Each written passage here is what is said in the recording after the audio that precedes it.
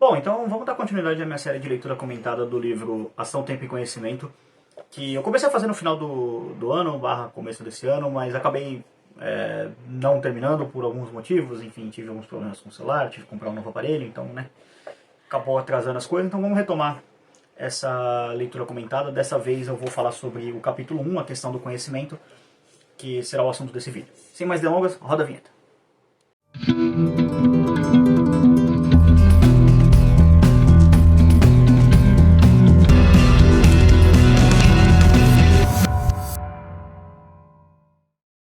E aí pessoal, beleza? Bem-vindos ao canal Libertário 013, o meu nome é Caio, esse é um canal de viés austro-libertário, eu falo sobre economia, filosofia, política e ética por essa perspectiva. Bom, o vídeo de hoje é para dar andamento à nossa série da leitura comentada do Ação, Tempo e Conhecimento. Para quem não pegou o que está acontecendo, basicamente eu estou fazendo uma leitura especial que era para ser de final de ano, mas acabou por consequências que fugiram do meu controle não sendo, que é basicamente pegar este livro e também o dos proto-austríacos a Menger e usar ele para ser um ensinamento de economia para vocês que estão assistindo. Eu recomendo fortemente, se esse é seu primeiro vídeo aqui no canal, que você não acompanhe nem mesmo o primeiro vídeo dessa playlist, que foi lá do capítulo introdutório, né, da introdução do livro. Vai aqui na descrição, eu vou deixar a leitura comentada do livro dos proto-austríacos a Menger. É por lá que você tem que começar para você entender, porque esse livro é basicamente uma discussão da escola austríaca de economia. O outro livro, ele é uma base intelectual da onde veio a escola austríaca de economia.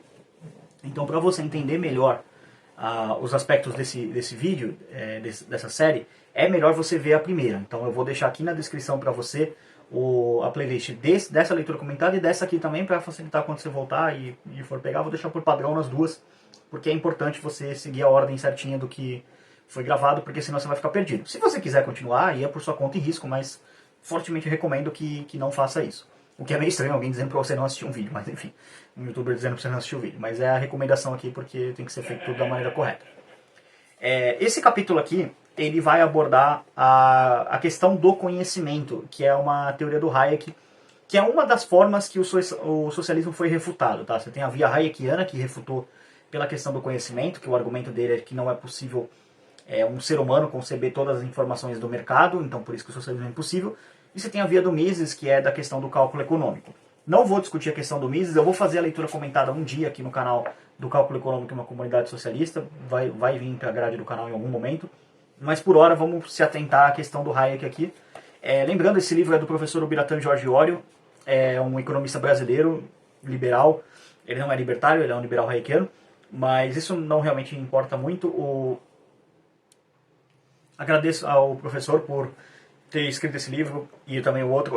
São obras brilhantes, muito divertidas de ler, muito fáceis de ler. O professor, apesar de escrever um tema bastante complexo, né, que é as 3 tríades da Escola Austríaca de Economia, ele escreve de uma maneira muito fácil de entender, com uma didática muito boa. Então fica fácil comentar quando o autor facilita o nosso trabalho. Então, professor, muito obrigado. Não sei se você vai ver esse vídeo, mas enfim, estou deixando aqui o recado mesmo assim. Muito obrigado pelo seu brilhante trabalho em divulgar a Escola Austríaca de Economia no Brasil. Sensacional. Então vamos lá. Vamos continuar aqui. Capítulo 1, a questão do conhecimento, primeiro tópico, introdução. Uma das características epistemológicas mais importantes da Escola Austríaca de Economia e que reflete com clareza um núcleo de identidades básicas é a convicção de que o conhecimento humano apresenta um inevitável componente de indeterminação e de imprevisibilidade. A consequência disso é que o futuro não apenas é difícil de ser previsto, mas, principalmente, é essencialmente impossível e, em função dessa inescapável incerteza, todas as ações humanas intencionalmente levadas a cabo produzem efeitos involuntários, que não podem ser calculados, previstos ou esperados, e que tanto podem gerar benefícios não esperados como produzir custos não desejados. Karl Menger, Os Problemas da Economia na Sociedade, publicado pela primeira vez em alemão em 1883, já observava que que muitas das instituições sociais conhecidas haviam se desenvolvido espontaneamente e que seus resultados, embora não planejados, frequentemente revelavam-se integralmente benéficos. Inegavelmente benéficos, perdão. Tais frutos, no seu entendimento, constituíam-se nos resultados não intencionais do desenvolvimento histórico. Ao mesmo tempo, o fundador da escola austríaca enfatizava o fato de que muitas das ações humanas, em decorrência da ignorância associada à imperfeição do conhecimento, resultam em erros. Mises, na introdução de seu tratado sobre evolução social e econômica, o Teoria e História, publicado em 1957, ressaltava o fato de que o conhecimento humano é condicionado pelo poder da mente humana e pela amplitude do campo em que os objetos despertam sensações humanas. Para mostrar a harmonia do pensamento de Mises, com o fundador da escola austríaca, basta transcrever parte da introdução daquele trabalho, que pode ser lida na íntegra no site do Mises. Eu vou deixar o link aqui na descrição para vocês, tá? Vou pegar esse link e vou colocar aqui na descrição, que é um link que o professor coloca. Mas vamos a esse trecho aqui que ele exalta. Talvez haja, no universo, coisas que nossos sentidos não podem perceber e relações que nossa mente não pode compreender.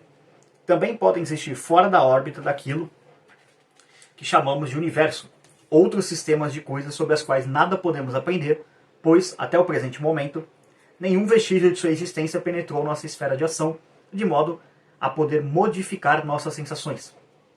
Também pode ser que a regularidade na conjunção de fenômenos naturais que estamos observando não seja eterna, mas apenas passageira, e que ela prevaleça somente no presente estágio, o qual pode durar milhões de anos, da história do universo, podendo um dia ser substituída por outro arranjo. Esse e outros pensamentos similares podem induzir em um cientista escrupuloso uma cautela extrema na formação dos resultados de seus estudos. Cabe ao filósofo ser ainda mais comedido quando ao lidar com as categorias a priorísticas da causalidade e com a regularidade na sequência dos fenômenos naturais. O que isso quer dizer? Que um pesquisador, um cientista, em última análise, ele vai olhar os seus estudos, a sua formulação com bastante cautela. Eu vou dar um exemplo aqui, que é um exemplo besta que eu sempre gosto de dar. Vamos pegar esse marca-texto aqui, galera da UL, obrigado, me deram lá em São Carlos. Eu estou fazendo aqui diante de vocês um experimento para provar a lei da gravidade. Estou jogando este coisa e ele está caindo. Isso é um experimento científico. Jogando papel, gravidade afeta ele cai na minha mão. Isso quer dizer que todas as vezes isso vai acontecer? Bom, se todas as leis da física se mantiverem constantes, ou seja, ceteris paribus, tudo mais constante, sim, isso vai acontecer. Mas um cientista, ele não pode dizer que 100% das vezes isso vai acontecer. Por isso que eles sempre dão nos estudos lá 99,9% de certeza, porque alguma coisa pode mudar, alguma circunstância, de repente o estudo dele pode estar contaminado com alguma evidência ruim, alguma coisa nessa linha, e aí a coisa simplesmente não acontece. Isso pode acontecer, tá? E aí fala que o filósofo tem que ser ainda mais comedido, porque sim, o filósofo ele vai mais na base do que é o conhecimento do que propriamente o pesquisador. O pesquisador ele faz o uso do conhecimento e o filósofo discute propriamente o que é conhecimento em primeiro lugar. Então vamos lá. As formas e categorias a priorísticas do pensamento humano e da razão não podem ser remontadas a algo além do que elas pareceriam ser a conclusão necessariamente lógica. É contraditório esperar que a lógica possa ter alguma utilidade em demonstrar a exatidão ou a validade dos princípios lógicos fundamentais. Tudo o que pode ser dito sobre eles, os princípios lógicos fundamentais, é que negar sua exatidão ou validade parece ser algo absurdo para a mente humana e que o pensamento, quando guiado por eles, levou a modos de ação bem-sucedidos. Então, um exemplo aqui de uma ação completamente ilógica. É você dizer que para matar a minha sede eu vou beber óleo. Não, você não vai ter uma ação bem-sucedida. Agora, um pensamento lógico estou com sede, vou beber água. Aí resolve o seu problema. Ou você pode beber um suco, então, alguma outra coisa, uma bebida que não seja tóxica para o ser humano. Vou colocar assim, algum líquido, né? Então, vamos lá. O ceticismo de Hume era a reação a um postulado de certeza absoluta, a qual para sempre será inalcançável para o homem. Aqueles teólogos que viram somente a revelação poderia dar ao homem a certeza perfeita de que estavam corretos. Investigações científicas humanas não podem avançar para além dos limites determinados pela insuficiência dos sentidos do homem e pela estreiteza de sua mente. Não há nenhuma demonstração dedutiva possível do princípio da causalidade e da inferência ampliativa da indução perfeita. Pode-se apenas recorrer à afirmação não menos indemonstrável de que há uma regularidade estrita na conjunção de todos os fenômenos naturais. Se não nos referíssemos a essa uniformidade, todas as afirmações feitas pelas ciências naturais aparentariam ser meras generalizações apressadas. Hayek, combinando a linha iniciada em Viena por Menger e desenvolvida por Mises com a tradição clássica britânica, calcada na liberdade individual derivada de John Locke, Bernard de Mondeville, David Hume e Adam Smith, desenvolveu uma teoria do conhecimento que, juntamente com as importantes contribuições de Karl Popper, o Hayek e o Karl Popper eram bem próximos, tá? Eles eram amigos, de certa forma. Pode ser colocado entre os fundamentos de maior influência no pensamento austríaco no que se refere à assim denominada teoria do conhecimento. Teoria essa que o Hayek ganhou um Nobel por isso, tá? Então a gente vai discutir um assunto do Nobel do Hayek. Vamos seguindo aqui. Um ponto essencial da teoria hayekiana do conhecimento é de que existem claros limites à capacidade da mente humana que a impossibilitam de compreender integralmente a complexidade dos fenômenos sociais e econômicos. Isso aqui é um ponto central para entender, tá? Não dá para não entender essa teoria sem entender isso. O que isso quer dizer? Vamos lá. Para o Hayek, existem fenômenos sociais que ele fala, claros limites à capacidade da mente humana que impossibilitam de compreender integralmente a complexidade dos fenômenos sociais. O que isso quer dizer? Fenômenos sociais e econômicos, quando estão numa escala muito complexa, um ser humano não consegue entender. Por exemplo, não tem um ser humano na Terra que consiga colocar com exatidão um valor exato para os juros em um determinado território. Então isso já torna a mera ideia da taxa de juros controlada pelo governo um pensamento ridículo e ilógico pela teoria hayekiana. E sim, é mesmo. Então isso é um exemplo de um conhecimento que a mente humana não consegue conceber. Qual que é o valor da taxa de juros ideal para a economia brasileira nesse momento que eu estou gravando o vídeo? Eu não faço a menor ideia, mas tem algum político extremamente arrogante que jura que sabe. Então, ele ainda vai dizer que você é um ignorante por achar que ele é um ignorante, quando na verdade o ignorante é ele. Mas vamos lá. Por analogia com o teorema de Gödel, que sustenta ser impossível demonstrar a consistência de um sistema formal quando se vive dentro desse próprio sistema, Hayek argumentava que todos os sistemas formais possuem necessariamente algumas regras de funcionamento e de conduta e não podem ser previamente determinadas, ou mesmo que sequer podem ser estabelecidas conscientemente. Tais afirmações mostram sintonia com a reflexão do filósofo espanhol José Ortega y Gasset, que no Ideias e Crenças, de que o olho não se vê a si mesmo. Não podemos observar nada na penumbra subterrânea de nós mesmos. A nossa vida é com frequência a comédia em que fingimos modos de ser. Existe, sobretudo, o contágio. A vida social penetra em nós de tal maneira que a maior parte das nossas inclinações não são senão produtos de contágio. Isso significa, em outras palavras, que nós sabemos mais do que aquilo que pensamos saber e que, portanto, é impossível quantificar ou estabelecer concretamente todo o nosso conhecimento. Por essa razão, os mercadores, ao invés de serem encarados como simples estados, ao invés de serem encarados como simples estados de equilíbrio, devem necessariamente ser analisados como processos, mecanismos de descoberta e articulação de um conhecimento que se apresenta oculto, tácito, escondido e, além disso, desarticulado no mundo real. O que isso quer dizer? Isso é basicamente a teoria de que os mercados são dinâmicos. A escola austríaca ela não defende a ideia de que você tem um equilíbrio aqui, fechou a oferta e demanda, está nesse ponto aqui, então não vai mexer. Não, a escola austríaca defende que isso vai para cá, enfim, você fica indo para cima, para baixo, porque o mercado ele é dinâmico, ele é um processo e não uma foto estática. Essa é uma das principais teses da escola austríaca de economia, tá? Vamos lá, seguindo aqui. Existe um forte contraste entre a postura austríaca a respeito do conhecimento, denominada de falsificacionismo, ou concepção negativa de conhecimento, uma vez que nega a possibilidade de um conhecimento completo dos fenômenos sociais, e a posição contrária, a do justificacionismo, ou concepção positiva do conhecimento. Então são duas linhas de pensamento completamente antagônicas. O positivismo em teoria do conhecimento, que remonta a Platão e ganha força com Descartes, e posteriormente com Comte, ou seja, com Auguste Comte, o pai do positivismo, sustenta, em linhas gerais, que só se pode qualificar de conhecimento aquilo que se consegue demonstrar através da razão ou que pode ser explicado empiricamente, a partir de observações concretas e neutras em relação a qualquer teoria. É fácil perceber que essa forma extremada de racionalismo que caracteriza a vertente justificacionista, ao tender a identificar a razão de ser de todo o conhecimento uma pretensa certeza acarretada pelas demonstrações, estou vendo na página, lógicas e pela confiança nas observações empíricas, faz brotar a crença no construtivismo, isto é, em uma suposta capacidade da mente humana de construir sistemas econômicos, políticos, jurídicos, éticos e culturais, tão somente em acordo com o que fosse considerado justificado racionalmente. Daí a engenharia social é apenas um curto passo. Então por isso que todos os engenheiros sociais, eles têm uma base fortemente positivista, fortemente em Comte. Esses caras acreditam que eles são mais inteligentes que você, porque eles têm essa iluminação, esse conhecimento supremo, e eles querem mandar na sua vida e dane-se se você não concorda, você é o burro, você é o idiota, o imbecil que tem que ser mandado e cala a boca e obedece. É assim que esses caras pensam. A crítica dos austríacos é que precisamente na arrogância de tal postura, a postura arrogante de fato, que se pode encontrar a origem das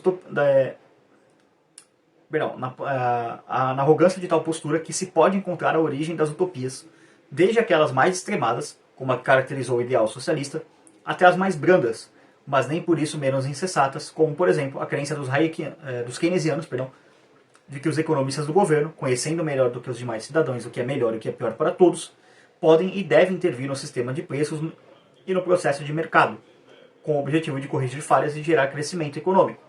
Em outras palavras, e parodiando Kant, podemos dizer que o racionalismo construtivista que sustenta essa postura positiva justificacionista a respeito do conhecimento levou e ainda leva muitas pessoas, algumas das quais repletas de boas intenções, a adotarem a atitude presunçosa de julgar que podem fazer os outros felizes à sua maneira, isto é, que é possível construir sistemas complexos em que tanto as instituições como os seres humanos em que os compõem ajam sempre em conformidade com a definição de felicidade dos planejadores. Então, como eu disse, eles acreditam que eles sabem o que é melhor para a sua vida, melhor do que você mesmo. E eles vão agir para que você faça o que eles querem. O liberalismo da escola austríaca e o liberalismo clássico em geral enfatizam a importância da liberdade consciente, não apenas como valor ético fundamental, mas, e isso é extremamente importante, como pré-condição para a geração e distribuição de riqueza. É conveniente frisar que tal ênfase na liberdade, que caracteriza a postura liberal nos campos do direito, da política e da economia, da ética e da cultura, fundamenta-se epistemologicamente em uma concepção clara acerca do que é e do que não é conhecimento. Então, isso aqui é importante entender, porque aqui é onde liberal e libertário começa a se gladiar, tá? Primeiro, essa parte que fala que uma teoria ética fundamentada na liberdade, ela é falha, porque a liberdade ela não pode ser um fundamento para uma teoria. Porque, por exemplo, eu vou dar um exemplo aqui. Digamos, a teoria ética se fundamenta na liberdade. Ok. Tá, então eu tenho a liberdade de matar um outro ser humano? Aí você começa a complicar, porque se você quer defender uma teoria ética da liberdade, sim, você tem que defender que é possível matar um outro ser humano. Mas isso fere o direito de propriedade dele. Isso fere o direito à vida dele. Então, peraí, então o ser humano tem direito à vida? Não, ele não tem direito à vida. A vida é um corolário de um direito maior. O direito maior é o direito de propriedade privada. Esse direito é o mais importante, porque dele deriva os corolários, que você pode dizer que é direito à vida, direito à liberdade e, se você quiser esticar um pouco, direito à felicidade. Então aqui já começa a ter umas treta entre liberal e libertário, e os liberais, obviamente, estão errados. Então, seguindo aqui.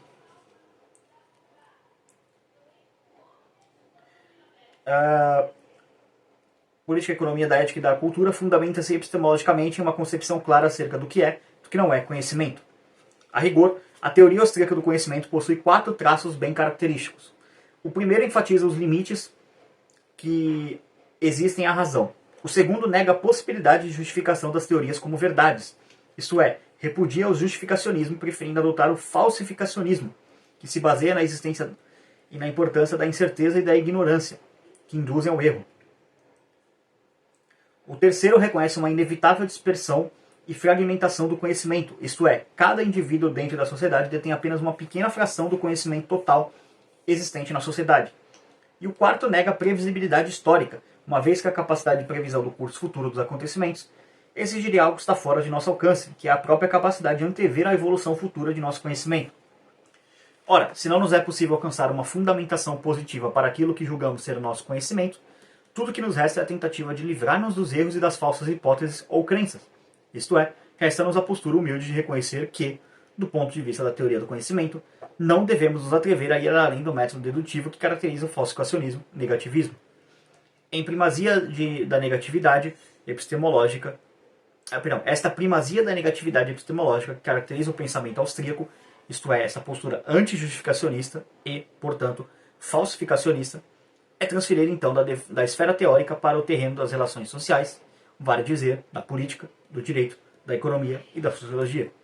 É a partir deste procedimento que os austríacos buscam respostas para questões básicas da sociedade, como liberdade, lei, justiça, Estado, ordem social, felicidade e muitas outras.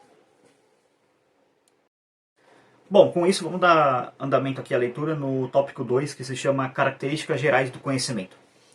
Hayek publicou 2 artigos sobre a questão do conhecimento em economia e nas ciências sociais, que estão seguramente entre as contribuições mais importantes para o desenvolvimento dessas ciências. O primeiro, em 1937, foi Economia e Conhecimento, estou traduzindo aqui, está em inglês.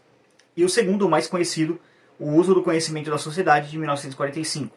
Sem qualquer exagero, deveriam ser leituras obrigatórias em todos os cursos da área de ciências humanas e, especialmente, de ciências sociais. Quais os limites do nosso conhecimento? O conhecimento é subjetivo ou pode ser medido objetivamente? Quais as características principais da informação e do conhecimento para o exercício da ação humana e, portanto, da função empresarial? Quais as implicações em termos de crítica aos sistemas intervencionistas dos limites do conhecimento? Jesus Huerta de Soto lista, de forma bastante didática, 6 características básicas. Aí está no livro Socialismo, Cálculo Econômico e Empresarial, edição da União Editorial, que acho que deve ser editora União, Madrid, 1992, páginas 52 seguintes. O conhecimento é subjetivo e prático, não científico. O conhecimento ou informação necessário para a realização da ação humana é essencialmente subjetivo e prático e sua natureza não é científica. Com efeito, ele não pode ser representado formalmente, já que o agente vai aprendendo por meio de seus atos práticos, seus acertos e erros ao longo do tempo. É aquele tipo de conhecimento que Hayek denominou de conhecimento das circunstâncias particulares, no que diz respeito ao tempo e ao espaço. Refere-se tanto às informações sobre os fins buscados para cada agente particular, e também, virando de página aqui, as informações sobre os fins pretendidos pelos demais agentes. Diz respeito também ao conhecimento prático sobre os meios que cada agente pode utilizar para atingir os seus fins. E também se refere às informações sobre todas as circunstâncias, sejam elas pessoais ou não, que o agente acredite que devam ser levadas em consideração ao estabelecer seu plano de ação. Nota, isso aqui é importante de entender porque não é uma ação que ela é boa, ruim, ela vai dar certo, ela vai dar errado. O que está sendo colocado aqui é apenas um conhecimento que o indivíduo tem para fazer aquela ação. Se vai dar certo ou vai dar errado, é uma outra avaliação. Então, 2 passos atrás. Primeiro, tipo assim, vou fazer um plano. Se ele vai dar certo, ele vai dar errado? Não sei. Faça o plano, execute o plano. Ah, o plano deu certo? Pô, legal. O plano deu errado? Pô, por que deu errado? Isso aqui é basicamente como se você estivesse fazendo um pré-PDCA. PDCA, para quem não sabe, é uma ferramenta de gestão que é Plan, Do, Check, Act. Que é tipo, faz planejamento, executa, verifica, age. É isso, basicamente. Só que isso aqui é antes de toda essa parte, tá? Mas vamos lá. Mises referia-se ao conhecimento científico como conhecimento do comportamento de toda uma classe de eventos, e ao conhecimento prático como sendo aquele de eventos únicos. Hayek referia-se ao primeiro como conhecimento centralizado e ao segundo como conhecimento disperso. Disperso, assim, no sentido que o Hayek quer dizer, que é um conhecimento que ele está dividido na sociedade, ele está realmente, termo melhor, é disperso. Há uma dispersão desse conhecimento na sociedade e o papel do agente empreendedor é também alocar, como o Mises coloca, né, alocar fatores de produção, usando recursos escassos ao longo do tempo para produzir bens, sejam de consumo, sejam de uso, enfim, bens de produção até mesmo que você pode fazer, mas ele usa também o conhecimento, que é disperso na sociedade, como o Hayek coloca. Então, as duas teorias do Mises e do Hayek, elas se complementam em alguns pontos, mas elas se chocam em alguns pontos, mas eu não vou entrar no choque delas aqui, tá? Mas só para vocês entenderem. Se um professor de economia, com todo o seu conhecimento científico, tentar, por exemplo, substituir um jornaleiro naquela sua atividade de receber os jornais, colocar cada um dos cadernos em seu devido lugar para montar a forma final na qual o jornal é vendido, quase certamente cometerá muitos erros e gastará muito mais tempo do que o jornaleiro, que já está habituado a realizar essa tarefa e as outras que sua prática exige, desde as primeiras horas da madrugada. E se o jornaleiro for convencido para dar uma aula de teoria econômica, seguramente ficará em dificuldades, embora em alguns casos possa dizer coisas mais interessantes e condizentes com a realidade do que muitos cientistas. Mas não podemos deixar de ter em mente que, no âmbito da ação humana, os que fazem a economia e o mundo dos negócios rodarem não são os teóricos e nem os tecnocratas, mas os práticos, como o jornaleiro. Então, isso aqui, o que o professor quer dizer? O professor Bertrand Georgioli. Tu coloca um cientista, vamos retirar assim, um cientista econômico, por exemplo, para dar aula numa faculdade de economia, ele vai se dar bem. Ó, ele vai entender, vai passar o conhecimento e tal. Pô, e se a gente colocar, vamos pegar um outro exemplo aqui, colocar esse cara numa padaria. Vá, toca uma padaria aí. Ele vai ter algum conhecimento de teoria econômica, talvez ali de calcular preço, essas coisas, por ser um economista? Sim, ele vai ter, da parte matemática do negócio ele vai ter. Mas da parte tácita, assim, de como fazer pão, essas coisas, aí você tem toda essa parte dele bater cabeça, porque ali ele não vai saber. Agora tu pega um padeiro e coloca ele numa aula de economia. Ele vai, como o professor colocar, ensinar algumas coisas sobre o mundo real. Sim, vai, mas ele vai conseguir, sei lá, explicar uma teoria econômica de ciclos econômicos, conseguir explicar uma crise econômica em específico? Não vai. Então meio que você tem os dois universos, mas eles se complementam, não são tão conflitantes assim quanto parece. Mas, como o professor coloca, quem faz o mundo do negócio rodar, quem faz o mundo do negócio funcionar são os homens práticos. Mas vamos lá. O conhecimento é individual. O próximo tópico. Logicamente, o conjunto de informações possuídas por cada agente representa apenas um subconjunto do total de informações existentes no nível social. Esse subconjunto é individual, difere de indivíduo para indivíduo e, além disso, cada agente interpreta de maneira única as informações de que dispõe. Portanto, o total de informações existentes na sociedade não é um dado que possa ser disponibilizado para todos. Suponhamos que duas crianças tenham entrado no mesmo dia para a escola e tenham ao longo da vida estudado os mesmos colégios e universidades, ou mesmo que tenham cursado o mestrado e o doutorado sempre nas mesmas turmas. Nem com todas essas coincidências, contudo, poderemos afirmar que o nível de conhecimento de ambos é idêntico. Primeiro, porque são dois indivíduos diferentes do ponto de vista subjetivo. Segundo, porque certamente receberam influências familiares diferentes. Terceiro, porque cada um deles sempre interpreta de maneira diferente o conjunto de conhecimentos que foi adquirindo durante a vida. E quarto, porque os conceitos de felicidade e os objetivos de cada um e do outro também diferem, bem como os meios de cada um julgue convenientes para alcançar seus fins específicos. O que isso quer dizer aqui? Que a experiência individual e subjetiva de cada indivíduo, ela influencia na forma como ele enxerga o conhecimento. Eu, por exemplo, você pode tentar me dar uma aula de matemática, eu vou achar uma aula enfadonha, eu não gosto de matemática, eu não tenho paciência com matemática, eu prefiro muito mais isso aqui, que é teoria econômica mais puxada para o lado da filosofia, ou uma discussão de uma teoria econômica. Eu não gosto da parte da economia, da economia matemática, né? Essa parte eu realmente não gosto, eu não tenho paciência para estudar isso, e é o que mais me trouxe para o lado da escola austríaca, que a escola austríaca ela tem pouquíssima abordagem matemática. Claro, tem abordagem matemática, é óbvio, mas é muito pouco utilizada, é muito mais percebida a parte subjetiva do individualismo metodológico, que leva muito mais para uma questão de individualidade do que propriamente agregados matemáticos. Então, nesse aspecto, eu gosto mais da escola austríaca de economia por causa disso. Agora, se você pega, por exemplo, e qual que é seu nível de conhecimento em filosofia? Em comparação com uma pessoa da mesma idade que eu. Provavelmente, se você pegar a média, eu tenho um conhecimento em filosofia muito maior do que outros indivíduos, mas você pode pegar, por exemplo, alguém que administra uma empresa, que precisa ter um conhecimento matemático maior, que esteja mais ou menos na mesma faixa de idade, eu tenho 30 anos, tá? Essa pessoa pode ter um conhecimento de matemática maior do que o meu. E talvez, sei lá, de repente a gente tenha saído até da mesma escola, seja alguém aqui da minha região, a gente estuda na mesma escola. Então, como o professor coloca, o conhecimento ele é individualizado e depende da experiência de vida de cada pessoa, enfim, tem muita coisa subjetiva nesse aspecto. Mas bora para o próximo tópico, que é: o conhecimento está disperso. O conjunto das informações disponível na sociedade está sempre disperso, espalhado entre os milhões de agentes que a compõem. Consideremos dois agentes, João e Maria. Cada um deles possui um conjunto próprio e peculiar de informações que o outro não possui.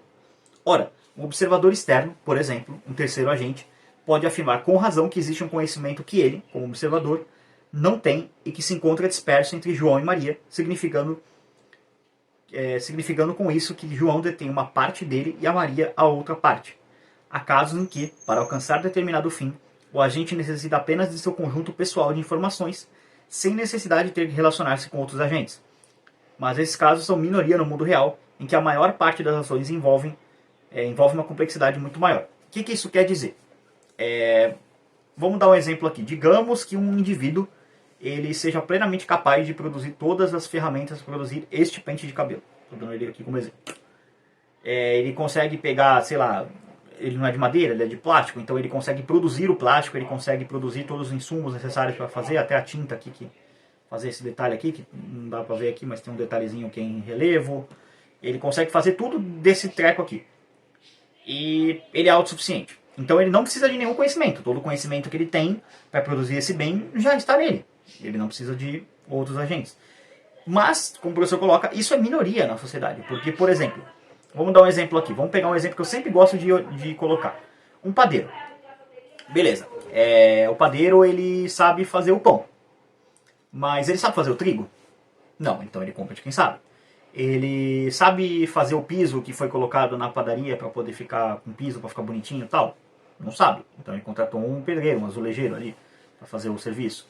Ele sabe pintar a parede que está na padaria? Vamos colocar que ele saiba. Pintar uma parede é uma coisa mais simples. A pessoa consegue, lá vai lá e ele mesmo pintou. Mas ele sabe produzir a tinta que pintou a parede? Aí já é mais complexo. Aí provavelmente ele já não sabe. Então, tudo que está envolvido naquele microcosmo, naquele micro negócio ali, né, nesse universo isolado que eu coloquei aqui, uma padaria, você vê que existem coisas que um indivíduo sabe, coisas que é provável que ele saiba fazer, como pintar uma parede, e tem coisas que ele não faz a menor ideia de como fazer, como por exemplo, como produzir a tinta. Eu também não tenho a menor ideia de como produzir a tinta, mas ao mesmo tempo a parede do meu quarto está pintada aqui, você pode ver, tá branquinha, da hora, tá pintada. Mas a galera, como que eu fiz isso? Eu mesmo pintei, eu comprei a tinta, eu sei pintar, né, e pintei a parede. Só que agora, como que a tinta é feita, como que foi feito, não sei o que, como que o balde que eu coloquei a tinta para poder pintar foi feito, como que o rolo foi feito, porque eu usei para pintar a tinta, eu não faço a puta menor ideia e, honestamente, eu não preciso saber porque isso é a divisão do trabalho, isso é a beleza da divisão do trabalho. Você simplesmente se especializa em alguma coisa e troca com os indivíduos que sabem fazer alguma coisa. Eu gravei vídeos aqui para o YouTube, vocês mandaram dinheiro, eu pintei a parede do quarto. Então, é assim que funciona. Inclusive, se quiser apoiar o canal, link na descrição. Mas vamos lá, vamos seguir aqui. Por exemplo, suponha que João pretenda alcançar um fim FJ, para o qual precisa utilizar um meio MJ que não está à sua disposição e que, além disso, ele não saiba como obtê-lo, ou seja, ele não tem o conhecimento para isso. Admitamos também que Maria pretende alcançar um fim FM, diferente de FJ, e que tem à sua disposição uma quantidade razoável do meio MJ tão útil para João, mas que para ela não seja importante. Ou seja, ela tem o MJ, mas para ela não vale nada. Não é importante. Não quero isso, eu quero outra coisa. Porém, Maria não sabe que esse meio é importante para João e este não sabe que Maria o possui. E ainda que ela não pretende utilizá-lo. O que acontece nesse exemplo sucede também na maioria das situações reais. O fato dos fins FJ e FM serem contraditórios, ou seja, cada agente busca fins diferentes, com intensidades também diferentes e com conjunto relativo de informações no que diz respeito a eles aos meios utilizáveis, há, claramente, um desajuste e uma ausência de coordenação, motivados pela dispersão do conhecimento que só desaparecerão por meio do exercício da função empresarial. Então, vamos dar um exemplo aqui. Vamos tirar essas subjetividades e colocar uma coisa mais objetiva. Digamos que o João ele seja um motorista de carro. Então, o fim MJ que ele quer, no caso, aqui o fim que ele quer é transportar passageiros. Ele precisa de gente desejando transportar passageiros. Então, é esse o fim que ele está procurando lá, o tal do FJ lá, que ele quer, aqui para poder trazer para o livro. E o que é esse FJ para ele? É alguém que deseja ser transportado por ele. E a Maria, ela tem um fim que é eu preciso ser transportada. Então esse fim dela seria o MJ, que é a necessidade dela de ir para um determinado lugar. Só que ela tem, ao mesmo tempo, que ela dispõe, ela não tem um carro. Então para ela um carro não é importante, porque ela precisa de alguém que tenha um carro para transportar ela. Como é que você vai juntar essas duas pessoas? O professor colocou, função empresarial. A Uber é exatamente isso. A 99 Táxis, qualquer empresa que transporte passageiros, ela é exatamente isso. O mercado da Uber, ele não é transportar o passageiro que quer ser levado do ponto A para o ponto B. É a informação de que o passageiro deseja ser transportado do ponto A ao ponto B e, portanto, o motorista João vai transportar a passageira Maria do ponto A ao ponto B. Isso é importante. Essa função empresarial da Uber é juntar a informação entre os dois agentes que têm as demandas deles estão casadas, mas eles não sabem disso porque eles não se conhecem. Toda vez que você pede um Uber, você está mandando uma mensagem para todos os motoristas dizendo: ei, motorista, aqui ó, eu preciso ir para um determinado lugar, quem está disposto a me levar?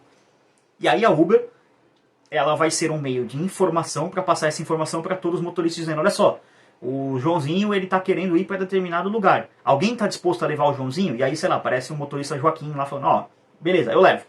Aí o motorista Joaquim e o passageiro Joãozinho, eles não se conhecem, eles nunca se viram na vida, mas graças à função empresarial da Uber, de uma plataforma de informação, eles vão se encontrar. E eles vão fazer negócio, porque através da plataforma, claro. Aí o João vai ganhar a viagem, pagando por ela, claro, e o Joaquim vai ganhar o dinheiro dele transportando pessoas. Isso é a função empresarial. Isso é você juntar conhecimento disperso na sociedade e transformar isso numa empresa. Isso é você empreender, de certa forma. Espero que isso tenha ficado claro. Se não ficou, comenta aqui na descrição. Comenta aqui no comentário, na verdade. Na descrição é pra você ver aí o link que tem. Enfim. Tópico seguinte. O conhecimento é subentendido e não articulável. O conjunto de conhecimentos práticos é, geralmente, do tipo tácito, ou subentendido, ou implícito, e não é passível de articulação. Isso significa que cada agente tem o know-how de como realizar determinadas ações, mas não tem o know-why. Ou seja, ele sabe como, mas ele não sabe ele sabe como fazer, mas ele não sabe para quem fazer. Seria a melhor tradução. Porque não conhece exatamente quais são os elementos ou partes do que está fazendo, nem se o que está fazendo é o certo ou o errado. Um exemplo de conhecimento implícito não articulável no âmbito social é aquele formado pelo conjunto de usos, costumes, tradições, normas e instituições que se constituem nas leis a que os cidadãos aprendem a obedecer, mesmo sem possuírem capacidade para desenvolver teorias ou para compreender inteiramente as suas funções.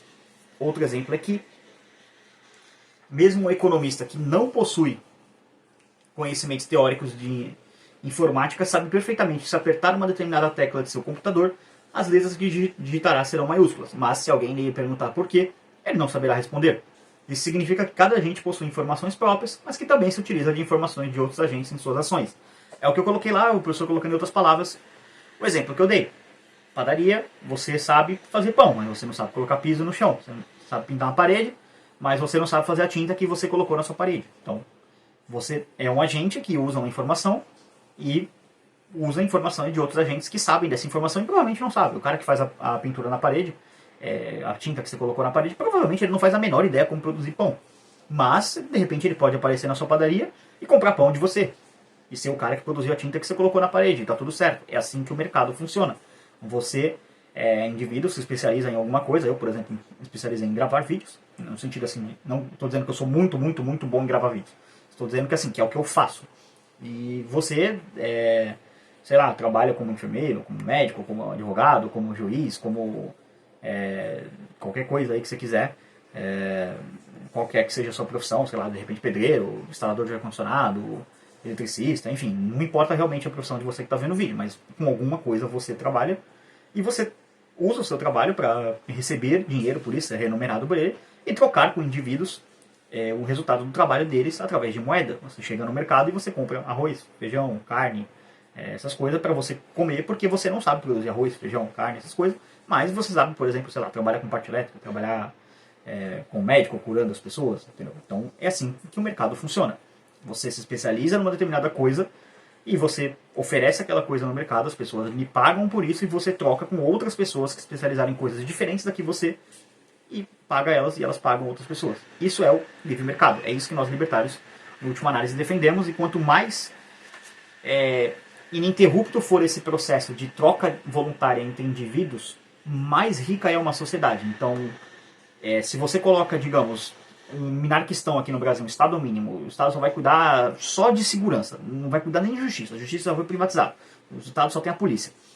Só disso, você vai ter um ganho exponencial de riqueza gigantesco. Se você abole o Estado e privatiza até a polícia, aí o ganho de riqueza vai ser ainda maior. Porque é sempre assim que funciona. O Estado, ele é inimigo do mercado nesse processo de de criação de riqueza. Porque toda vez que dois indivíduos trocam alguma coisa, os dois indivíduos saem mais ricos dessa transação. Mas vamos lá.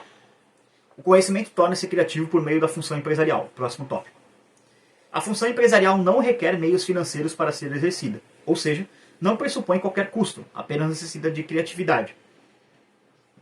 Esta, ao estimular a atividade empresarial, gera ganhos que denomina de lucros empresariais puros. Voltemos ao exemplo de João e Maria. Suponhamos agora que um terceiro agente, José, percebe a situação de falta de coordenação que foi descrita e se dispõe a exercer o empreendedorismo quando descobre a possibilidade de obter um lucro se procurar Maria, para quem o meio MJ não tem utilidade, e propor que o venda por, suponhamos, R$10 a unidade. Sem dúvida, um excelente negócio para Maria, que atribuía ao meio um valor zero ou próximo de zero. Após comprar MJ de Maria, José procura João, que está interessado nele para que possa alcançar seu fim FJ, e lhe promete vendê-lo por, suponhamos, R$14 a unidade. Observe que José não precisa necessariamente possuir recursos para comprar um meio. Bastará que tome um empréstimo cujos juros compensem o negócio. Por exemplo, ele pode pegar um empréstimo de R$10 para comprar e depois ele tem que pagar 11. Ele paga um empréstimo de 11 e fica com 3 de lucro, nesse exemplo. Então precisa ter o dinheiro, no caso. Mas vamos lá. Assim, José conseguiu obter do nada, ex nihilo, um lucro empresarial puro de R$4 por unidade no meio J. No meio MJ, perdão. Em consequência, a ação empresarial de José produziu 3 efeitos. Primeiro, criou nova informação, novo conhecimento. Segundo, transmitiu esse novo conhecimento no mercado. E terceiro, ensinou os outros 2 agentes a agirem em um processo de dependência recíproca. Aí, próximo tópico, o conhecimento é transmitido pelo processo de mercado. Só uns comentários aqui antes. Isso aqui é mais ou menos a mesma forma que o professor colocou, só que o exemplo que eu dei do Uber, tá? Quando o Uber cria isso, essa demanda, ele casa a demanda e a oferta entre os agentes que querem ser transportados e os que querem transportar alguém, ele cria uma informação no mercado. Tanto que o Uber, apesar da gente ser a mais famosa, ela não foi a primeira empresa de transporte de passageiro, tá? Teve uma que eu não lembro agora qual que é, mas é de um cara que ele é chamado de Thales... Putz, eu não lembro o nome dele, mas é alguma coisa, Thales alguma coisa. Eu fui na palestra dele na LibertyCon em 2019, eu esqueci realmente o nome dele, mas se você pesquisar Thales, criador de transporte aplicativo, alguma coisa deve aparecer. Esse cara é libertário, tá? Ele é ANCAP, é dos nossos. Foi ele que criou esse mercado de transporte passageiro e, cara, o cara ganhou, tá bilionário. Ele não tá milionário, ele tá bilionário, porque ele vendeu a empresa dele por, tipo, muita grana. E belo e moral, ele criou uma empresa necessária e depois vieram outras, mas enfim, a ideia original, assim, foi dele. Mas enfim, vamos lá. Vamos pro próximo tópico aqui. Conhecimento é transmitido pelo processo de mercado, só para reforçar. A criação empresarial de conhecimento representa uma transmissão instantânea dessa informação nos mercados. José não apenas transmitiu a Maria a informação de que o recurso MJ, que ela possuía, mas ao qual não atribuía valor, era importante para alguém em que não havia, racionalmente, razão para desperdiçá-lo, mas também transmitiu a João a informação de que poderia prosseguir com a ação para alcançar seu objetivo FJ e que poderia ter sido abandonada pela falta do meio adequado. O exemplo ilustra também a importância do sistema de preços como um transmissor de informações muito eficiente, que se espalha sucessivamente por todo o processo de mercado, eliminando a falta de coordenação. José, que apenas percebeu que o recurso MJ possuía valor para João, embora não tivesse valor para Maria, nada mais fez do que transmitir ao mercado essa sua percepção, agindo como um empreendedor e oferindo um lucro. Observemos também que o conjunto relevante de informações tem natureza essencialmente subjetiva, porque depende daqueles agentes empreendedores que sejam capazes intuitivamente de descobri-lo. Mesmo aquele tipo de informações ou de conhecimento que é geralmente encarado como objetivo, com os próprios preços, por exemplo, na realidade, gerado por informações subjetivas, como a que levou José a procurar Maria, propor-lhe a compra do meio e depois a procurar João e dizer-lhe que estava disposto a vendê-lo. Tópico 3. Os equívocos do socialismo. Em uma sociedade socialista, em que a autoridade central leva às últimas consequências o controle sobre a vida dos cidadãos, João, Maria e José terminariam frustrados por serem impedidos de aumentar a satisfação por meio de suas ações. Mesmo que José percebesse que João precisava do meio que só Maria dispunha, ele não poderia procurar Maria, comprar o referido meio e depois revendê-lo para João, a não ser que o fizesse no chamado mercado paralelo, ou seja, contrabando, basicamente. O socialismo é um desastre completo, e o intervencionismo, definido como uma forma mais branda de socialismo, ou como social-democracia, também leva a resultados trágicos no longo prazo. Convém examinarmos essas afirmativas com atenção, primeiro apontando individualmente os principais problemas do socialismo e, em seguida, mostrando a contradição dos sistemas mistos entre socialismo e capitalismo, a chamada terceira via, à luz da filosofia política. Aí, subtópico aqui, o socialismo é um erro intelectual. Em um sistema socialista, existe um órgão central, um órgão de planejamento, do qual emanam os comandos ou ordens impostos à vida social, em que se incluem, evidentemente, as ações no campo da economia. A atuação desse órgão é essencialmente coercitiva e se sobrepõe, em nome do coletivismo, aos planos individuais de ação e às aspirações de cada cidadão. Então aqui você já tem o problema inerente do socialismo. O socialismo é inerentemente coercitivo, violento e ditatorial. Porque ele precisa impor a vontade do coletivo, seja qual for esse coletivo, pode ser uma raça, pode ser uma nação, pode ser o que for, na base da porrada para cima do indivíduo. E qualquer indivíduo que tentar resistir a isso vai levar porrada, vai ser preso, vai ser morto, vai ser colocado para trabalhar em campo forçado. Então, isso aqui você já vê a natureza tirânica do socialismo, na sua própria base de existência. Mas vamos lá. Não importam os desejos de João, Maria, José ou de quem quer que seja, mas as necessidades coletivas, ente tão abstrato quanto atraente para fins populistas e totalitários. Palavras perfeitas do professor aqui.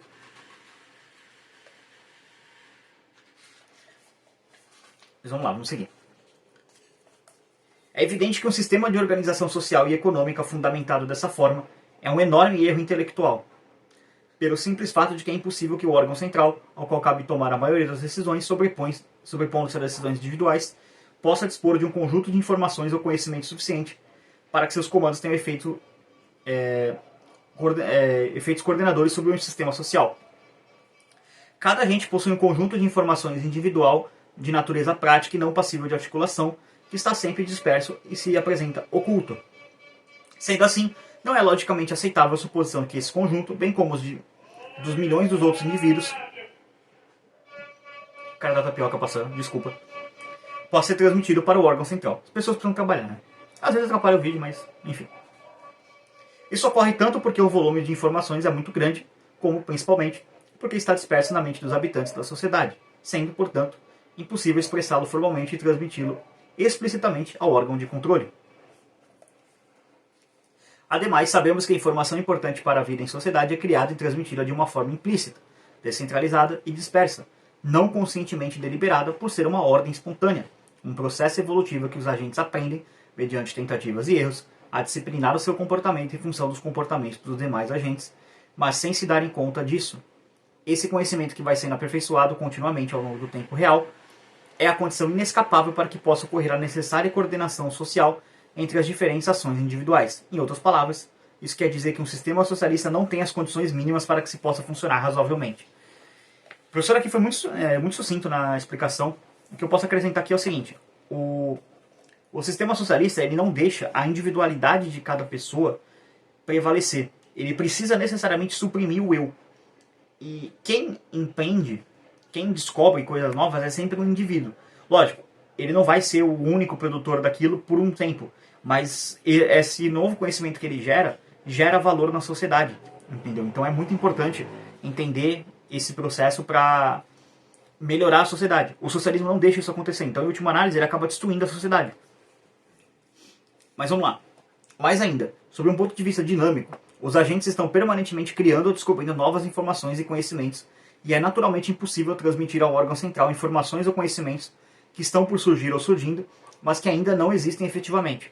Por exemplo, suponhamos um agente que esteja pensando em vender suas ações em bolsa para abrir uma padaria, mas que ainda não tenha decidido se vai ou não realizar a operação. Como ele poderia transferir essa informação ou conhecimento latente ao órgão central, se ela ainda está encerrada em sua mente e somente nela? Para os mais radicais, a solução seria abolir os mercados de ações e as padarias privadas. E não é só isso. Quanto mais forte é o poder coercitivo do órgão central, maiores serão os obstáculos ao exercício da função empresarial e maiores as dificuldades de descobrir informações práticas de cunho empresarial imprescindíveis para a existência de coordenação social. Como ressalta Souto no livro citado anteriormente, página 99, o órgão central se encontra, portanto, diante de um dilema inescapável, pois necessita fortemente da informação que vai sendo gerada pelo processo social, informação que não consegue obter em nenhum caso, porque ao intervir coativamente em tal processo, destrói a capacidade criadora de informação e, se não intervém, tampouco obtém qualquer informação. Os órgãos centrais nesse sistema são formados por seres humanos, como outros quaisquer, sejam eles ditadores, caudilhos, sindicalistas, militares, civis, intelectuais ou políticos eleitos pelo povo e, sendo assim, não é razoável esperarmos por melhores e mais puras que possam ser as intenções de seus integrantes, que possuam o dom da onisciência, que lhes permita absorver, saber e interpretar ao mesmo tempo todos os conjuntos de informações que se encontram dispersos de maneira individual nas mentes de todos os agentes existentes na sociedade, conjuntos esses que estão permanentemente se alterando e renovando ao longo do tempo. E observemos que isto é verdade mesmo na presença do extraordinário desenvolvimento da informática, porque esses instrumentos tendem a aumentar fortemente a capacidade dos agentes individuais de descobrir novas informações práticas, dispersas e ocultas, prejudicando ainda mais a capacidade de obter as informações necessárias por parte do órgão planejador. Adicionalmente, são formadas por pessoas, isto é, por indivíduos que, como todos os demais, buscam fins particulares e isso os faz buscar com maior disposição as informações importantes para esses fins e não aquelas relevantes para o bem comum ou a justiça social. Isso aqui é interessante porque o professor bate nesse ponto, mas não entra muito a fundo, que é a natureza individualista do ser humano. O ser humano é naturalmente individualista, naturalmente egoísta, ele não consegue agir de maneira altruísta, coletivista. Então ele não consegue fazer atos dessa maneira. Quando o ser humano age do que a gente chama de altruísmo, ele está agindo por puramente egoísmo, para satisfazer seu próprio autointeresse, tá? Isso é basicamente objetivismo puro. Na verdade, os planejadores nem mesmo conseguem saber qual o seu grau de ignorância a respeito das informações necessárias para promover a coordenação. Existe por aí um paradoxo insolúvel, o de que quanto maior o grau de coerção por eles imposto, menores são as possibilidades de atingir os seus propósitos, por mais bem intencionados até que possam ser, porque, nesses casos, a ausência de coordenação aumenta, gerando distorções e desajustes no mercado que crescem progressivamente com o tempo. Que é um exemplo disso aqui? Na União Soviética, eles tinham espiões nos governos americanos, nos países fora da União Soviética, para ver quanto que estavam os preços dos bens lá, tipo, por exemplo, quanto é o preço do arroz, quanto é o preço do feijão, e eles copiavam o preço, tá? Na moeda local. Então, é um exemplo de como a coerção acaba eliminando isso, tá? Eliminando o sistema de preço, essas coisas. Bom, tem um outro tópico aqui que é outros defeitos dos sistemas intervencionistas, mas esse capítulo aqui é bem longo, ainda faltam mais 12 páginas, então eu vou parar por aqui. Esse vídeo eu vou dividir em duas partes.